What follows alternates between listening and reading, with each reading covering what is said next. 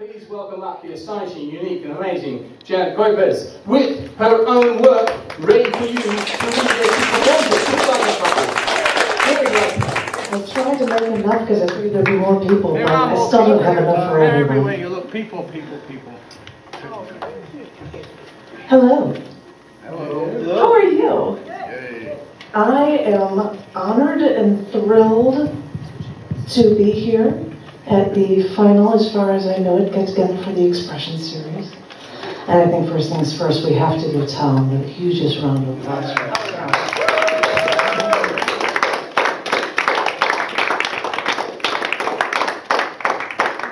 Yes. Exactly, the applause shouldn't end. Thank you very much. Thank you. For those, he keeps talking about me being from Chicago. I like to travel. Yeah. And I just got back from a trip to the Southern Hemisphere. I was in Argentina and I visited Antarctica. Because, as a Chicagoan who's been moved to Texas, I don't get to see snow, so I thought I'd go and see some snow. I haven't had the chance before. You've got music set up. So I've got a bunch of new pieces, maybe one classic piece, but I wrote a bunch of things from the Southern Hemisphere because I thought it would be something so that I could, because once you go there, you reevaluate or see things in an entirely different way when you see what had happened to this continent once it was first discovered and what is happening with it now. And it really makes you reevaluate things, so I thought I would come up with pieces to maybe show you the who, what, where, and why of the worlds.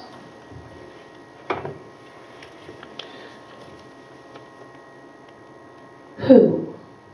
British explorers, then others, looking for more ways to expand. What? They traveled further than anyone and discovered a cold, remote land. Where? As far south as their ship could take them. When? Maybe 2 centuries ago. Why? To discover new land to claim and more animals to slaughter for food and oil.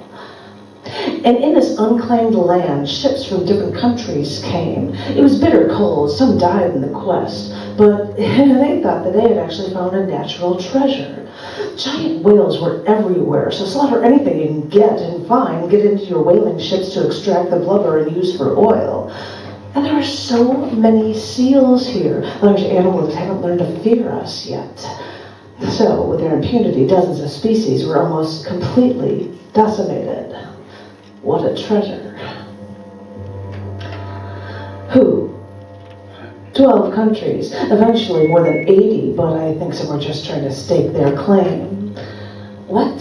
They signed an agreement to make this one foreign continent exist for maybe research, but only peace. Where? At the southern pole, where the days last half a year and the nights give us the aurora australis. When? Just about a half century ago, when we realized we had to save whatever was almost destroyed and let it thrive. Why?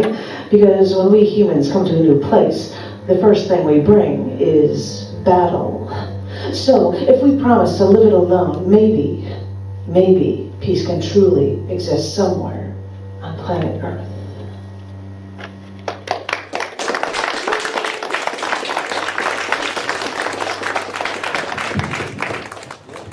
The Gentoo Penguins run toward the mountainside to the rocky edge overlooking the Southern Ocean.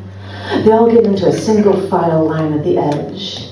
One jumps in, then another, then another, then a dozen more.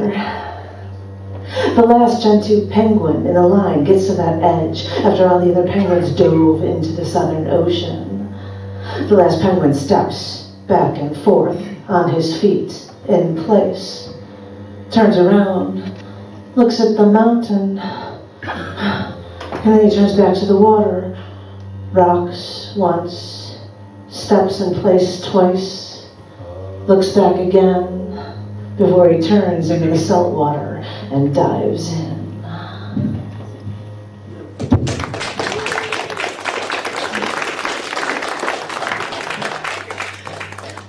with my best friend in a pool in the summertime, diving down in the deep end, flipping and springing up to the sky, could never compare to seeing Gentoo Penguins, stocky birds, actually swimming like porpoises underwater, then springing so high from the water where we sat at the shoreline after watching the penguins dive in the Southern Ocean's frigid salt water, group together and then sprint away. Like watching birds in flight, in formation. We'd watch 6 or 8 of these birds all spring up in the water together, just a porpoise together, in sync. I think of my friend now, how we swam near the Great Lakes, south of the North Pole. And now, at the other side of the world, I see it's a part of a beautiful whole.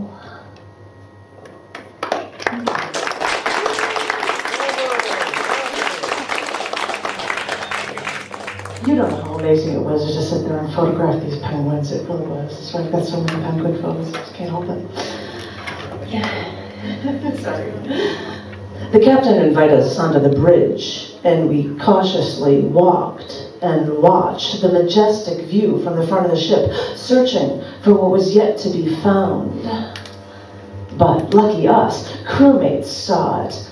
The first humpback whales of the season. So the captain gently slowed the ship down just to try to glide alongside. And maybe the whales were as curious as we, because after a few minutes of gliding, 3 humpback whales came along beside, trying to see what we might be hiding. Our intentions were pure, but maybe they knew we would never be truly alike. So they blew from their blowholes, curled with their fins, and with their tails, they turned the other way. Yes, it's true, we're not alike. They turned backwards as we moved ahead. But I think we both learned from each other as we grew through our final goodbye. I was honored to be on the bridge that day. I was honored he gave us that chance to commune with something so different from us that helps, in a way, make us the same. Thank you.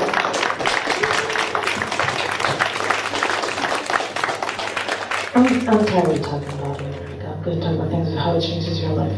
Let's change up a little bit here.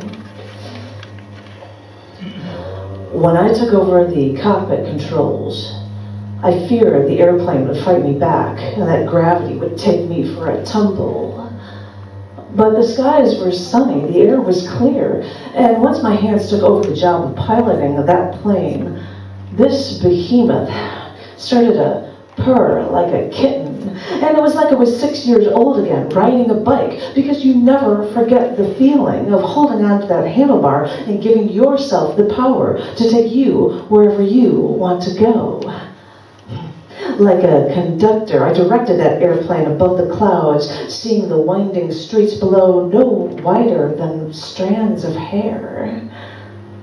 Wonder if I could see the Everglades from here. And you may ask, why do this? Because I can. If I choose, I can take flight like a bird and touch the sky. Once I sat in an airplane that had no door, looked at the altimeter attached to my harness and saw that craft rising over 17,000 feet.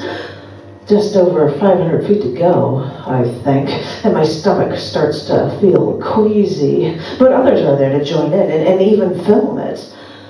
Beforehand, I was told that if I was enjoying jumping out of an airplane, to do jazz hands with a cameraman. So I jumped. I fell. I couldn't breathe, but I didn't forget to do jazz hands, even though the jazz hands in free fall at 120 miles per hour looks more like experimental dance or convulsions.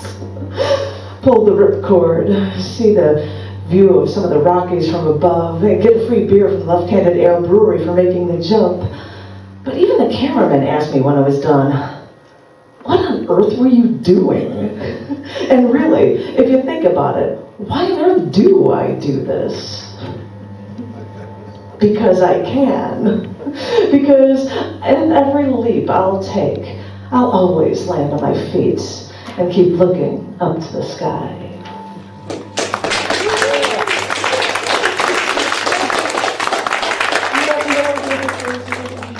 As when you're falling, it doesn't work. So I wouldn't recommend it. When I was 10, I was the queen of Hawaii in a school play.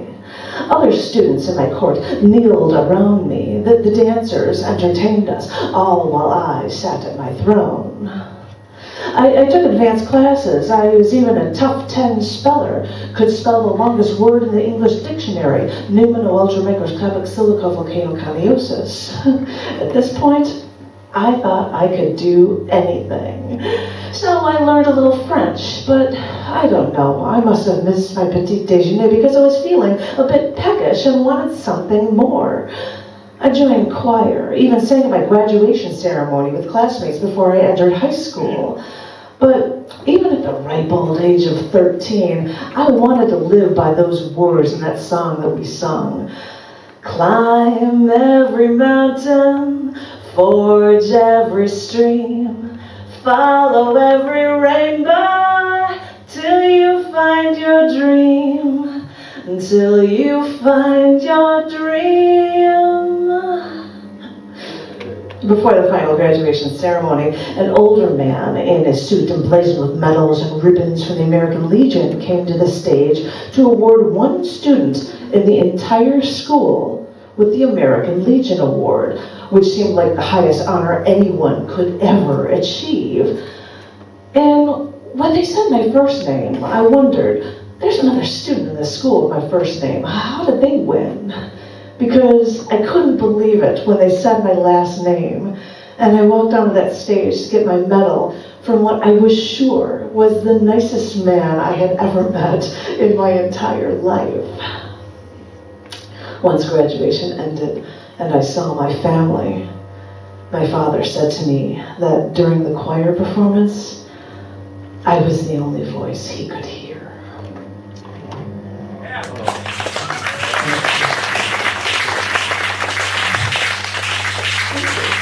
I'm going to read one older piece for you. It was something I did in a show in Chicago. It was called Living in a Big World. And of course, per usual, it has lots and lots of images and it was even released in a book and blah, blah, blah. But I decided that I wasn't going to read from this for you, but that I was going to read from a collection book.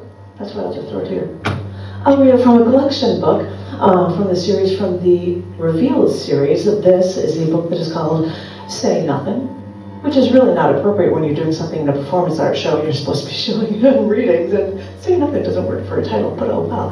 But I thought this was a good segue into the final pieces of the show for you. This is a piece called Passport to Outer Space. Passport to Outer Space. What? How groovy. A lot of us have experiences around this city, and I've tried to see the world, and not just this continent, but 15 European countries, the Galapagos Islands, Russia, China, India, South America, Antarctica. I've searched for these stories around the world. I've gotten my passport stamped like mad. But my sister said, and she told me that Don Stump, a friend of my dad's who ran a restaurant, well, his father-in-law apparently bought and had the rights to the space in outer space. You know, like all that stuff beyond our atmosphere, between planets and stars and comets and asteroids and stuff. Well, my sister even said that the father-in-law stamped the passports of the astronauts that went into outer space because they were actually crossing into areas that he owned. But Don Stump was pushed away from the house once because at least 2 men from the FBI were there.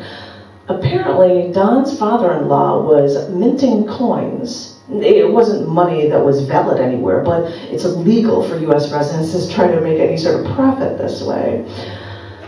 Now, Don and his wife and his parents had passed away, so I guess there's no way I can pay them for having my passport stamped for going into outer space.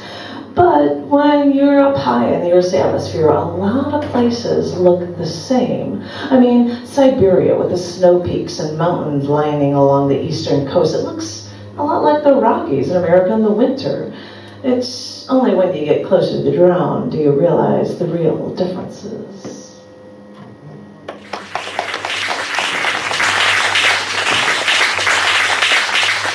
I thought that was an appropriate piece of segue into my final piece, and I want to thank Tom again and every single one of you here. Thank you so very much. This piece is called Visiting Pristine Places on the Planet. When I was young, the world was the size of a thimble, and all I needed was my own backyard. But on my own, I was a dot in the universe, and that had to change. So after trying to climb one of the Alps wearing socks and sandals, I went to a nearby mountain to spend 20 minutes in a radon-filled cave to try to gain my strength again. After reading Hitler's concentration camp gates in Dachau, Arbeit macht frei, I walked through those gates and thought, work will set you free. Yes, it's true. I know it. Because your choice and your drive is freedom. After singing the entire concert at a bar in Fairbanks, Alaska, we took off after midnight, added extra layers, and stood outside in the cold to bask in the geomagnetic dance of the aurora borealis.